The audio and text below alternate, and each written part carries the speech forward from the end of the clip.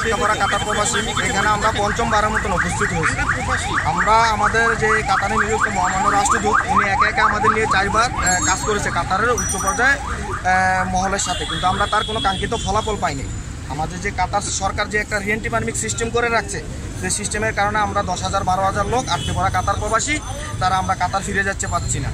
এখন ওইখান থেকে রাষ্ট্রদূতের মিটিংয়ের পর আমরা যখন কাঙ্ক্ষিত ফলাফল না পাচ্ছি তখন আমরা সকলে মিলে একটা ডিসিশন নিচ্ছি আমরা পররাষ্ট্র মন্ত্রণালয়ের সামনে আসবো। পররাষ্ট্র মন্ত্রণালয়ের সামনে আমাদেরকে একটা কপি দেওয়া হয়েছিল 20 তারিখে, যেটা পূরণ করে আমরা পররাষ্ট্র মন্ত্রণালয়ের সামনে এসে জমা দিই। আমরা সকলে জমা দিয়েছি, তার কোনো কাঙ্ক্ষিত ফলাফল আমরা পাইনি।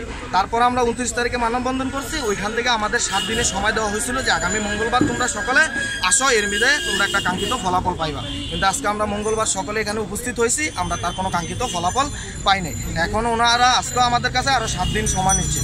এখন আমাদের যে রিএন্ট্রি পারমিট সিস্টেমটা, অন্যান্য দেশের লোক যদি আমার কোম্পানি অ্যাপ্লাই করে 70 জন 80 জন লোক আছে, অ্যাপ্লাই করলে অন্যান্য দেশের লোকগুলো 1700 চলে গেলে আমাদের বাংলাদেশে যে লোকগুলো আছে তারা যেতে পারছে না। এখন আমরা যারাই আছি সকলে একমত হবে যে কোম্পানির সাথে যোগাযোগ করছে, যে আমরা যখন কোম্পানিটা প্রশ্ন করি যে ইন্ডিয়ার লোকগুলো চলে আসলো, ওদের সাথে তো আমাদের একটা যোগাযোগ আছে, ফোন করলে যে আমি আইসা বলছি ইনশাল্লাহ, তো ওরা চলে গেল, আমরা কেন যেতে পারলাম? তো ওরা বললো যে এটা তোমাদের বাংলাদেশের সমস্যা, কূটনীতিক সমস্যার কারণে তোমরা যেতে পারো না। এখন আমাদের দাবি প্রধানমন্ত্রী শেখ হাসিনার কাছে দাবি যেন উনি কাতারের মহামান্য যে রাষ্ট্রপতি আছে Sheikh Tamim bin Hamad Al থানির সাথে একটা উচ্চ পর্যায়ে সফর বিনিময় করে সৌদি প্রবাসীদের নিয়ে যে ধরনের কাজ করছে, আশা করি উনি আমাদের নিয়ে এইভাবে কাজ করি অতি শীঘ্রই আমাদের একটা আশার বাণী শোনাবে। এবং আমরা আশা করি আমরা খুব শীঘ্রই প্রধানমন্ত্রীর একটা হস্তক্ষেপ কামনা করতে পারবো। আসসালামু আলাইকুম।